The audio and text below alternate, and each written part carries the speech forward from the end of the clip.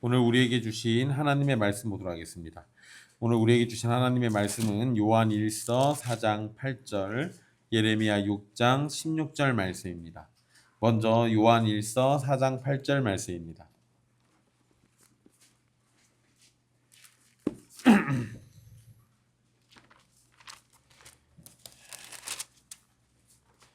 귀하신 하나님의 말씀 받들어서 읽도록 하겠습니다. 사랑하지 아니하는 자는 하나님을 알지 못하나니 이는 하나님은 사랑이심이라. 아멘. 예레미야 6장 16절입니다. 여호와께서 이와 같이 말씀하시되 너희는 길에 서서 보며 옛적 길 곧 선한 길이 어디인지 알아보고 그리로 가라. 너희 심령이 평강을 얻으리라 하나 그들의 대답이 우리는 그리로 가지 않겠노라 하였으며. 아멘. 이 말씀은 살아계신 하나님의 말씀입니다.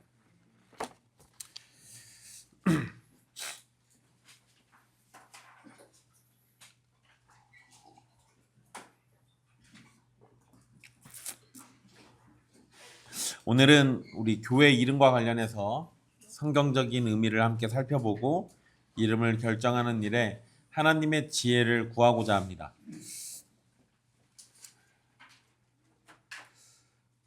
우리 성경에서 제시되어 있는 교회의 유일한 이름이 하나 있습니다. 뭔지 아십니까? 성경에서 제시하고 있는 교회의 이름은 하나님의 교회입니다.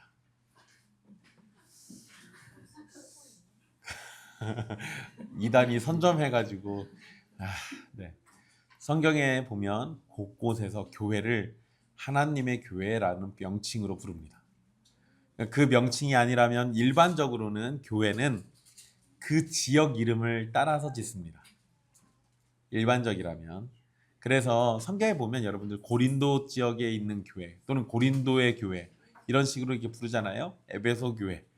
그러니까 그 지역의 이름을 따서 짓는 것이 가장 일반적인 거예요. 근데 이제 그거 같은 경우는 교회가 여러 교단으로 나눠지지 않고 하나의 유기체적인 그러한 교회일 때는 그것이 가능합니다. 그런데 지금의 상황에서는 여러 교단들이 나눠져 있기 때문에 전주에서 전주교회가 얼마나 많겠어요. 그리고 또 정말 슬프게도 그 지역 이름을 따서 짓는 교단도 있습니다. 근데 이단이에요.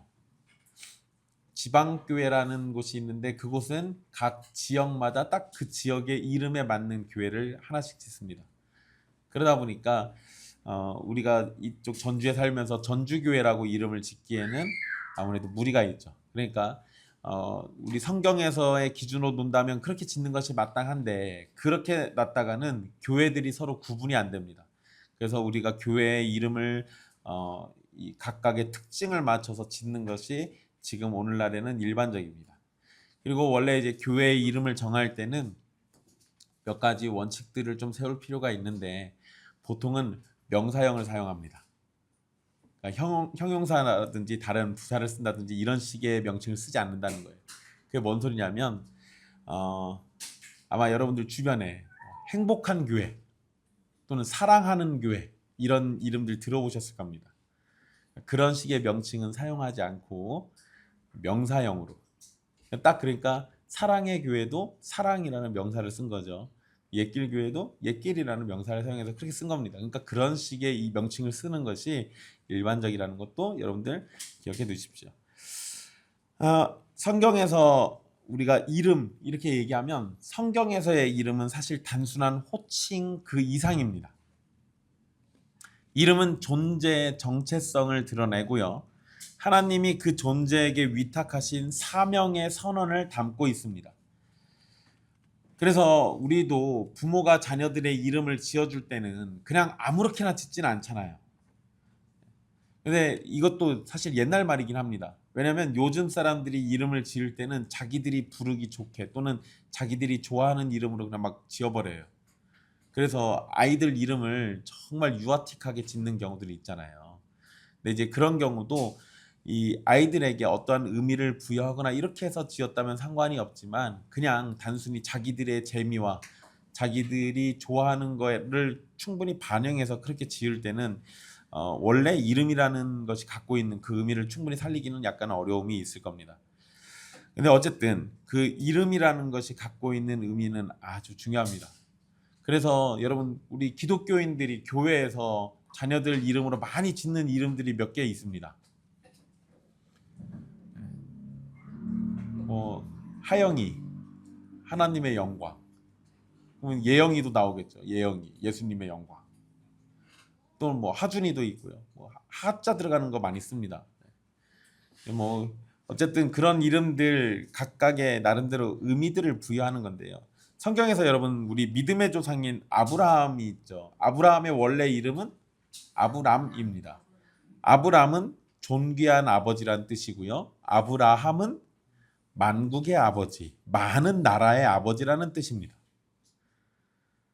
하나님께서 아브람이라고 불리던 그 사람을 아브라함이라고 이름을 바꿔주셨어요. 그래서 아브라함은 모든 믿는 자의 조상입니다.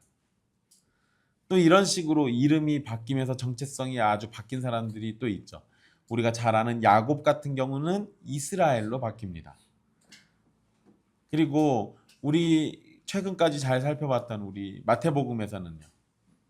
베드로 같은 경우도 원래 이름은 시몬이에요. 그런데 예수님이 베드로라고 이름을 또 바꿔주십니다. 그러니까 교회가 이름을 정할 때 이런 성경적인 기준들을 놓고 보면 정체성과 하나님이 주신 사명이란 걸 담고 있어야 하는 것이 분명합니다.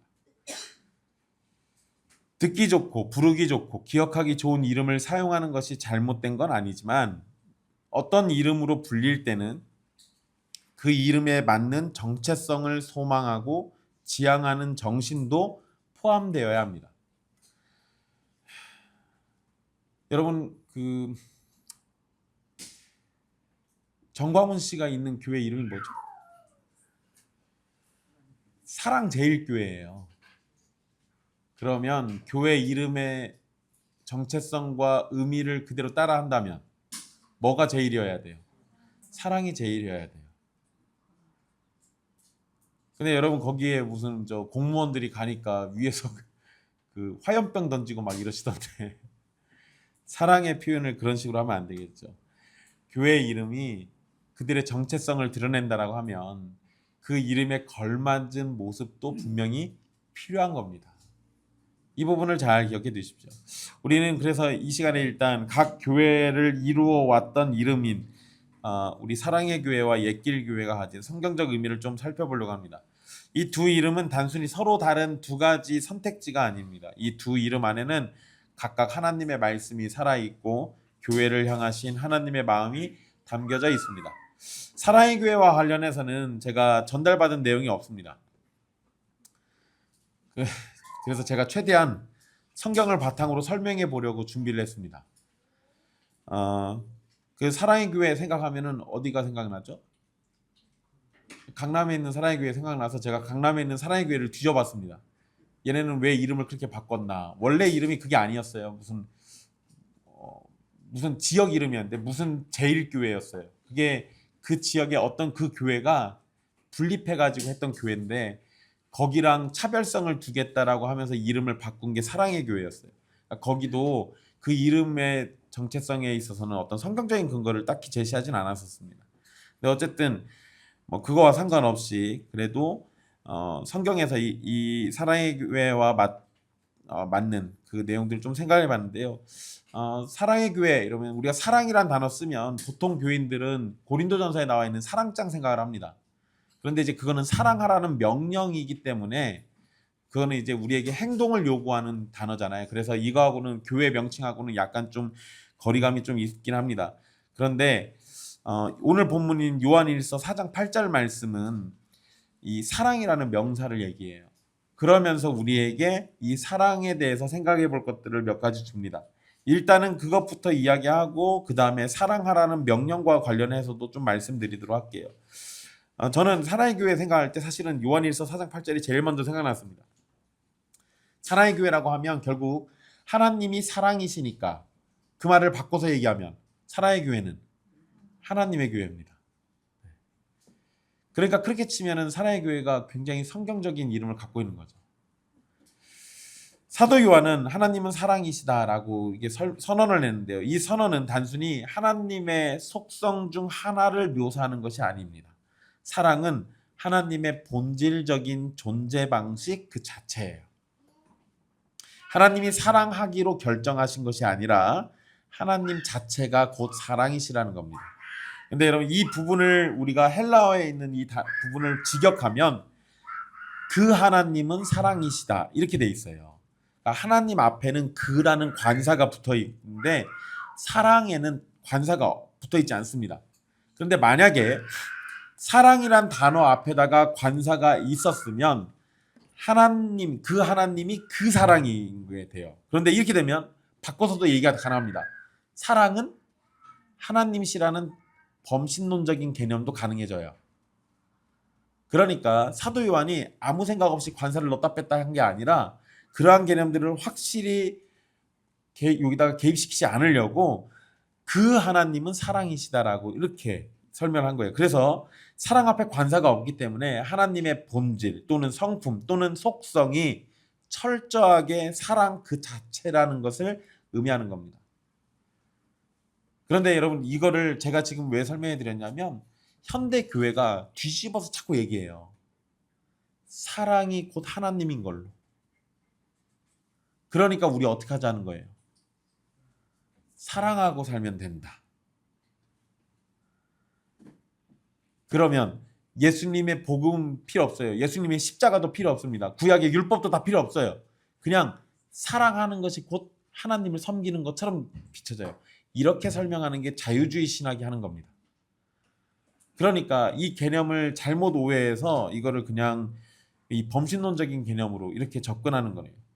어쨌든 하나님의 본질, 성품 또는 속성의 곧 사랑이시다라는 그 자체를 얘기해서 사랑의 교회라고 할 때는 사랑이라는 본질을 가지신 하나님의 교회라는 의미가 가능해지는 거예요. 그래서 우리는 오늘 본문에서 이 부분을 먼저 생각해 볼 수 있을 거고요. 그런데 만약에 사랑의 교회가 사랑하라라는 이 명령을 담고 있는 거라면 우리는 요한복음 13장 34절에서 35절 말씀을 또 생각해 봐야 합니다. 제가 읽어 드릴게요. 새 계명을 너희에게 주노니 서로 사랑하라. 내가 너희를 사랑한 것 같이 너희도 서로 사랑하라. 너희가 서로 사랑하면 이로써 모든 사람이 너희가 내 제자인 줄 알리라. 여러분 이 말씀은 예수님이 최후의 만찬 자리에서 새 계명을 제자들에게 선포하시면서 주셨던 말씀이에요. 그래서 서로 사랑하라라는 말씀은 엄밀히 얘기하면 교회의 표지로 이해해야 합니다. 교회의 표지.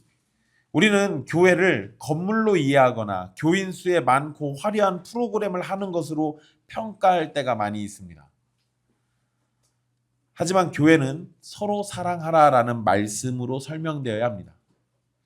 그럴 때만이 참 교회와 거짓 교회를 구분할 수 있어요. 여러분 우리 벨기에 신앙고백서에 보면 참 교회의 표지를 세 가지를 얘기합니다. 첫 번째가 말씀의 순수한 선포, 두 번째가 성례의 올바른 시행, 그리고 세 번째가 말씀에 따른 권징의 시행. 이 세 가지예요. 이 세 가지가 있으면 참교회, 없으면 거짓교회라는 게 벨기에 신앙고백서의 논지예요. 그런데 여러분 말씀과 성례와 권징이 있어야 참교회다라고 말할 수 있을 때 사실 이 세 가지는 하나님을 향한 사랑과 교회, 우리 성도들을 향한 사랑이 있을 때만 가능한 겁니다. 이게 없으면 애초에 이 세 가지는 제대로 시행될 리가 없어요. 그래서 우리가 단순히 외적인 표지로만 이 세 가지가 있냐 없냐를 따질 것이 아니라 그 세 가지가 사랑이라는 기반 위에서 서로 사랑하라는 예수님의 명령 위에서 시행되고 있는지 아닌지를 생각해 보라는 거예요. 여러분 한 가지만 예를 들어볼게요. 목사가 말씀을 순수하게 선포할 수 있습니다. 그런데 성도들을 향한 사랑 없이 순수하게 선포가 가능해요. 기계적으로 할 수 있다고요. 기계적으로. 간단한 방법이 하나 있는데요. 여러분들한테 설교할 때 제가 조직신학책 아무거나 뭐 칼빈의 기독교 강요 아무거나 하나 꺼내가지고 그냥 거기 있는 내용을 여러분들한테 읊어드리면 됩니다. 그러면 말씀은 순수하게 선포될 가능성이 아주 높아요. 그런데 여러분들을 사랑하는 마음이 없다면 오늘 우리에게 필요하고 맞는 말씀을 전해줄 리가 없어요. 그러니까 저 소리가 맞는 말이긴 한데 그게 지금 우리에게 무슨 의미가 있는지에 대한 설명이 안 된다고요. 목사가 성도들에게 설교를 한다라고 할 때는 이 사랑이라는 것이 언제나 바탕이 돼야 하는 거예요. 성례를 시행하는 것도 마찬가지입니다. 성례를 시행할 때는 우리가 예수 그리스도의 사랑을 담아서 그것을 함께 먹고 나누면서 그 사랑을 같이 함께 공유할 때만 올바른 성례의 시행이 가능한 거예요. 권징도 잘못한 놈을 때려서 내쫓아야지라는 마음이 아니라 잘못한 사람을 훈계하고 권징해서 사랑으로 다시 회복시키는 게 목적입니다. 그러니까 이 세 가지 표지는 사랑이라는 것 위에 있어야 가능해요. 이거를 무시하면 참 교회가 될 수가 없는 겁니다. 그리고 예수님께서 새 계명의 핵심으로 주신 기준이 있습니다. 아까 요한복음 13장 말씀과 이어서인데요. 내가 너희를 사랑한 것 같이 너희가 서로 사랑하라고 하셨어요. 그러니까 너희가 서로 사랑을 하는데 어떻게? 내가 너희를 사랑한 것 같이 해요. 내가 너희를 사랑한 것 같이. 이 기준은 세상의 조건적 사랑과 근본적으로 다릅니다. 누가 나한테 이렇게 해주니까 내가 그렇게 해. 누가 나한테 이만큼 해줬으니까 나도 이만큼. 이런 식의 조건적 사랑하고는 완전히 다르다는 거예요. 예수님이 제자들을 사랑하셨을 때 예수님이 제자들을 향해서 주신 사랑은 제자들이 훌륭하고 대단할 때 주신 사랑이 아니에요. 가장 연약하고 실패하고 심지어 이제 곧 예수님을 배반하기까지 할 겁니다. 근데 예수님은 자기를 배반할 거를 알면서도 사랑하셨어요. 그렇게 사랑하라는 겁니다. 자기를 배반할 걸 알면서도 사랑하래요. 그리고 자기를 배반하는 제자 한 명, 그리고 자기를 저주하는 제자 한 명, 자기를 피해서 도망가는 그 나머지 제자들, 그들 앞에 무릎 꿇고 그들의 발을 씻기신 사랑이에요. 가장 낮은 자리로 내려가셔서 섬긴 사랑이고 목숨을 내어준 희생적인 사랑입니다. 그래서 사랑의 교회가 이 구절을 바탕으로 이름을 생각한 것이라면 예수님이 자기 사람들을 사랑하시되 끝까지 사랑하신 그 방식을 교회가 택한 삶의 원리로 삼겠다는 고백을 담고 있어야 합니다. 사랑의 교회라는 이름은 결코 가볍게 부를 수 없는 존귀한 이름이에요. 하지만 동시에 그 이름의 가치를 따라서 살고 있는지도 돌아봐야 합니다. 왜냐하면 이 사랑과 관련해 가지고 성경에서 책망이 나와요. 요한계시록 2장에 보면 예수님이 에베소 교회에 대해서 말씀을 주시는데 그 에베소 교회는 아주 많은 수고 그리고 이단에 대한 분별력을 가지고 있어요. 그래서 칭찬받습니다. 그런데 예수님이 에베소 교회를 향해서 너희가 처음 사랑을 잃어버렸다라고 책망을 하세요. 사랑이 빠진 교회는 생명력이 없는 종교 집단입니다. 이름으로만 사랑을 말할 것이 아니라 성도의 삶이 하나님과 교회 그리고 이웃을 향한 사랑으로 온전히 증명될 때 그 이름은 더욱 빛나게 되고 하나님의 영광을 드러내게 되는 겁니다. 그러니 사랑의 교회라는 이름이 갖고 있는 이러한 존귀한 이유들 그리고 그 정체성 이런 부분들에 대해서 잘 생각해 보시기 바랍니다. 이제 옛길교회의 이름을 함께 살펴보도록 할게요. 옛길이라는 이름은 예레미야 6장 16절에 분명하게 언급된 표현을 바탕으로 지어진 이름입니다.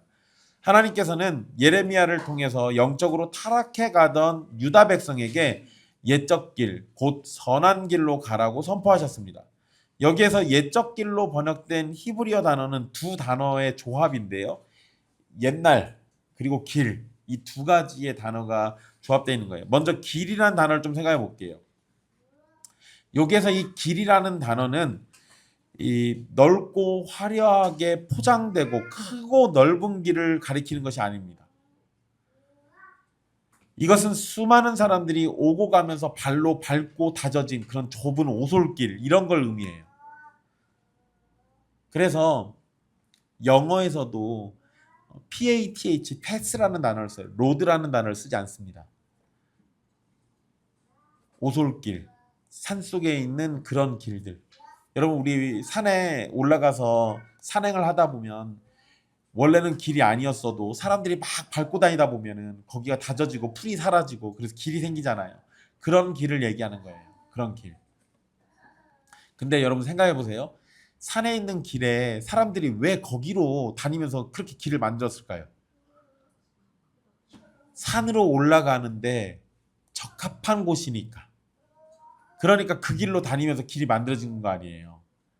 똑같아요. 우리가 여기서 이 길이라고 얘기할 때는 과거에서부터 사람들이 이곳이 참되다라고 여겨서 그곳으로 밟고 다니면서 다져진 걸 얘기하는 겁니다. 잘 보이지 않지만 믿음의 선배들이 하나님의 인도하심으로 신실하게 걸어갔던 흔적이 새겨진 그 길을 의미해요.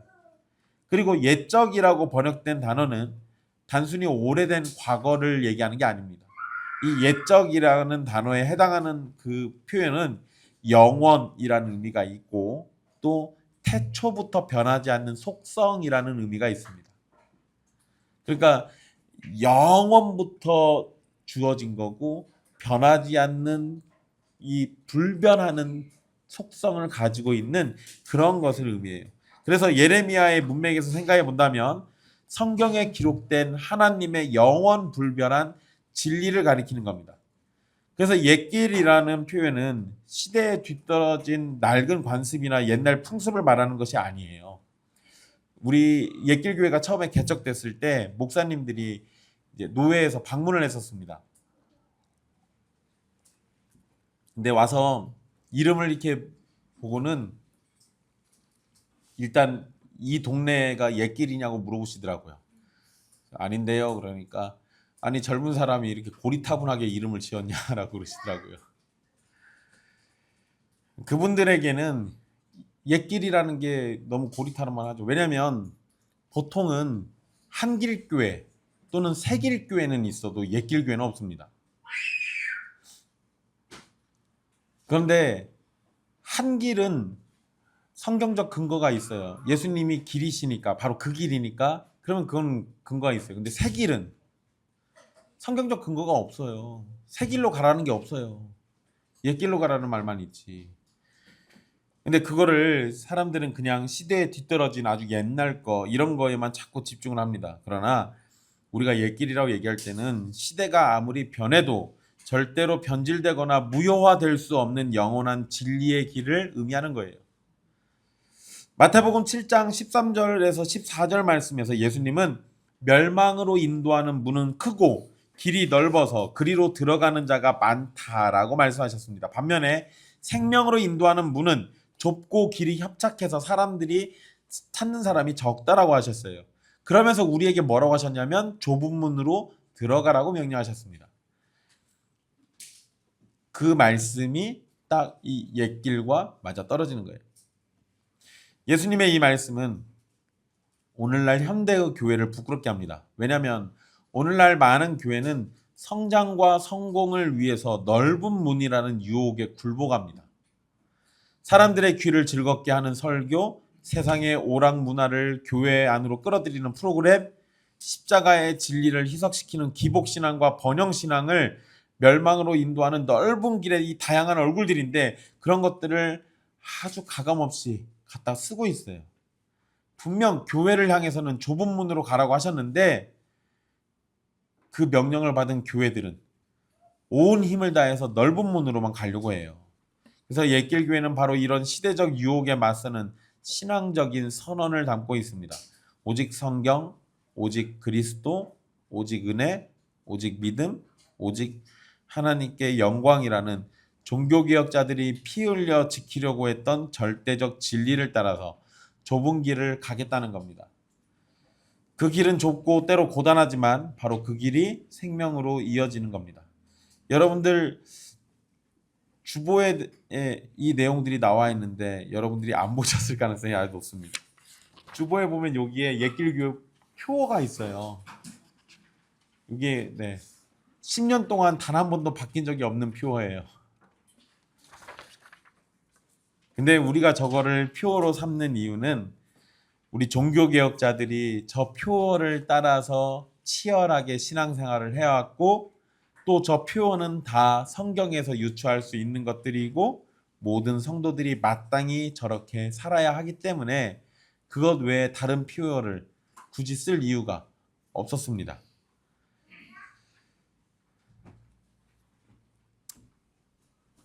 어쨌든 옛길은 영원히 변하지 않는 진리를 가리키는 표현으로도 또 우리가 이해할 수 있습니다.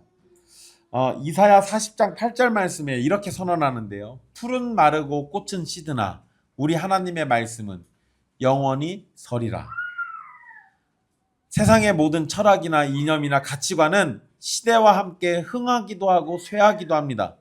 그러나 하나님의 말씀은 어제나 오늘이나 영원히 동일합니다. 그래서 종교개혁자들이 아드폰테스라는 표현을 써요.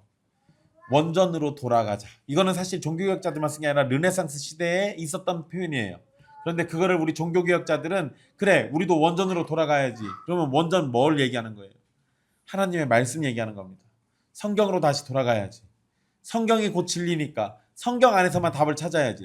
사람들이 써놓은 글, 어느 누군가가 주장한 내용, 여기에 휩쓸리는 것이 아니라 그것이 과연 성경에서 말하는 그것과 동일한 건지 그 성경으로 돌아가서 다시 생각해 보겠다는 거예요. 그것이 종교개혁의 모토였습니다. 그런데 옛길이라는 표현이 바로 그러한 의미를 담고 있기도 합니다. 여러분, 인공지능이 급속도로 발전하고 이제는 인공지능 로봇이 사람의 일을 대신하는 시대가 멀지 않았습니다. 제가 어저께 기사를 보니까요. 현대에서 만드는 아틀라스는 몇 천만 원 하는데 중국에서 만든 로봇은 300만 원이 안 됩니다. 그러니까 여러분들 지금도 사실 수 있어요. 근데 누가 그러더라고요.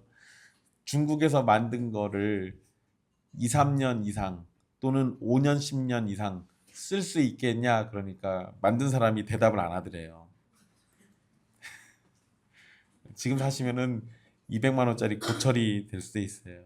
그런데 사실 지금은 그럴지 몰라도 어쩌면 하루 자고 났더니 또는 한 달 뒤에 또는 1년 뒤에 어쩌면은 우리 옆에 로봇들이 따라다니고 있을지도 몰라요. 우리가 하는 일 대부분을 로봇이 다 대처하고 그럴지도 모릅니다. 게다가 세상의 지식은 하루가 다르게 발전하고 있죠. 그래서 챗 GPT나 제미나이와 같은 인공지능을 마치 하나님의 지혜로움을 대처할 수 있는 것처럼 사람들이 생각하기도 합니다. 하지만 그러한 것이 하나님의 진리를 대신할 수는 절대 없습니다. 성도는 영원한 진리인 하나님의 말씀을 목숨처럼 여겨야 합니다. 웨스트민스터 신앙고백서 1장에서 고백하듯이 성경은 신앙과 삶의 모든 문제에 있어서 유일하고 절대적이며 충분한 법칙입니다. 이러한 사실을 우리가 놓친다면 이 옛길에 대한 의미도 놓치게 되는 거예요. 사람의 전통, 교회의 관습, 시대의 정신은 성경의 권위 아래 굴복해야 합니다. 옛길교회라는 이름은 이렇게 요동치는 시대 속에서 영원한 진리의 닻을 결코 놓지 않겠다라는 결단을 담고 있는 겁니다. 그리고 옛길은 율법 준수나 도덕적인 개혁을 목표로 하는 것도 아닙니다. 교회가 새로운 시대의 흐름에 잘못된 길을 가고 있으니 초대교회로 돌아가자, 이런 식의 의미로 옛길이라는 이름을 사용하는 것이 아닙니다. 사실 우리가 잘못된 거는 성경을 통해서 개혁하고 잘못된 것들은 타파하고 그렇게 해서 올바른 길로 가는 것이 맞기는 합니다. 그런데 옛길의 최종 목적지는 다른 교회보다 더 나은 교회가 되자는 게 아니에요. 여러분, 길이 있으면 그 길에는 뭐가 있어야 돼요? 종착지가 있어야 합니다. 목적지가 있어야 돼요. 옛길의 최종 목적지는 예수 그리스도입니다. 구약의 모든 언약의 길은 언제나 예수 그리스도를 향하고 있습니다. 아담에서 노아로, 아브라함에서 모세로, 다윗에서 선지자들로 이어지는 모든 언약의 역사는 단 하나의 이름인 예수 그리스도를 향해 모아집니다. 그리고 옛길은 바로 그러한 예수 그리스도를 지향하는 이름이에요. 예수님은 내가 곧 길이요 진리요 생명이니라고 요한복음 14장 6절에서 말씀하셨습니다. 여기에서 예수님은 바로 그 길이라고 선언하세요. 여러분, 원어의 표현에는요, 그냥 길, 진리, 생명이 아니에요. 내가 바로 그 길이고, 내가 바로 그 진리고, 내가 바로 그 생명이라고 얘기해요. 그러니까 어느 특정한 그거 하나를 딱 얘기하시는 겁니다. 그런데 예수님이 바로 그 길이라고 얘기할 때는 우리가 얘기하는 이 옛적 길이 거기에 해당되는 거예요. 옛적 길로 돌아가는 것이 곧 우리에게 평강을 준다라고 했잖아요. 이것과 연결해 가지고 우리가 잘 이해해 볼 필요가 있어요. 여러분, 옛길의 최종 목적지는 도덕적인 개혁이나 종교적인 경건 훈련이 아닙니다. 오직 살아계신 예수님과 인격적 관계 속에서의 연합이에요. 그래서 옛길 교회가 걷는 좁은 길은 언제나 그리고 영원히 예수 그리스도의 십자가와 부활을 향해 있어야 합니다. 그리스도라는 목적지가 없는 옛길은 고상한 도덕주의나 종교적 위선에 불과합니다. 우리가 옛적 길, 곧 선한 길로 돌아가려는 것은 우리의 구원이나 종교적 성취를 위한 것이 아니에요. 언제나 예수 그리스도를 향하고 하나님의 영광을 향하는 길이기 때문에 그렇습니다.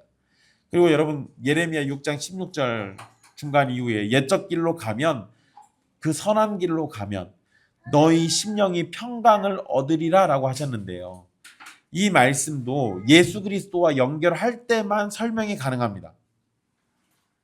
에베소서 2장 14절에 이렇게 선언합니다. 그는 우리의 화평이신지라. 예수님을 우리의 뭐라고 부른다고요? 화평이라고 불러요. 진정한 화평은, 진정한 평강은 사람의 노력으로 얻어지는 것이 아닙니다. 우리의 화평이신 예수 그리스도 안에 거할 때 그 평강이 우리 마음과 삶과 인생 전체에 흘러 넘치게 되는 겁니다. 그러니까 다시 종합해 보면 옛길로 가는, 옛적 길, 곧 선한 길로 가면 우리 심령이 평강을 얻게 될 것인데 그 길에 누가 있기 때문에 그렇다는 거예요. 예수 그리스도가 계시기 때문에 평강을 얻을 수 있다는 겁니다.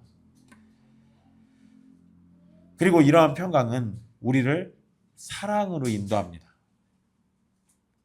시편 85편 10절은 다음과 같이 노래하는데요. 인애와 진리가 같이 만나고 의와 화평이 서로 입맞추었으며. 사랑과 진리가 같이 만나야 돼요. 의와 화평이 서로 입맞추게 됩니다. 진리 없는 사랑은 감상주의에 빠지게 됩니다. 그것은 사람들의 귀를 즐겁게 하지만 영혼을 변화시키지는 못합니다. 반대로 사랑 없는 진리는 냉담한 정통주의가 됩니다. 그것은 옳은 것을 말하지만 생명력을 잃어버린 율법주의로 빠지게 됩니다. 진정한 교회는 진리 안에서 사랑하고 사랑으로 진리를 말하는 공동체여야 합니다. 따라서 사랑의 교회가 붙들어야 할 사랑은 변덕스러운 감정이 아닌 영원한 진리이신 그리스도에 근거한 사랑이어야 돼요. 즉 옛길이 가리키고 있는 그 그리스도, 그 안에서의 사랑이어야 합니다. 또 옛길 교회가 걸어야 할 옛길은 차가운 교리가 아니라 사랑의 온기로 가득 채워진 길이어야 합니다. 사랑하는 형제자매 여러분, 우리가 살펴본 두 이름은 그 자체로 아름답고 소중한 가치를 가지고 있습니다. 어떤 이름이 선택되든 그 이름은 우리가 살아내야 할 사명이 됩니다. 이름을 선택하는 순간 우리는 하나님 앞에서 그 이름의 의미대로 살아가겠다고 고백하는 겁니다. 사랑의 교회를 선택한다면 우리는 날마다 사랑의 삶을 살아내야 합니다. 먼저는 하나님의 사랑을 충분히 묵상하고 기뻐하고 찬송해야 하고, 성도 간의 허물을 사랑으로 덮고 이웃을 섬기고 세상을 향해 복음의 사랑을 흘려보내야 합니다. 옛길 교회를 택한다면 우리는 날마다 세상의 넓은 길의 유혹을 거부하고 말씀 앞에서 겸손히 무릎 꿇으며 오직 그리스도를 바라보는 좁은 길을 걸어야 합니다. 우리가 어떤 이름을 택하든 결국 우리가 목표해야 할 공동체의 모습은 하나입니다. 하나님의 사랑으로 서로를 붙들면서 영원한 진리이신 예수 그리스도를 향해 함께 걷는 교회가 되어야 하는 겁니다. 세상이 우리를 보고 저 교회는 서로 사랑하는 교회구나, 그래서 저들은 예수님의 제자가 맞구나라고 알아볼 수 있어야 하는 공동체입니다. 또 세상이 넓은 길로 달려갈 때 조용히 그러나 단호하게 좁은 길을 택하는 공동체여야 합니다. 우리가 살아야 하는 이 시대는 거짓된 사랑과 넓은 길로 교회와 성도를 미혹하고 있습니다. 이러한 때에 우리는 어떤 이름으로 살든지 하나님의 영광이라는 최종적 목표를 가지고 살아야 함을 잊지 말아야 합니다. 기도하겠습니다.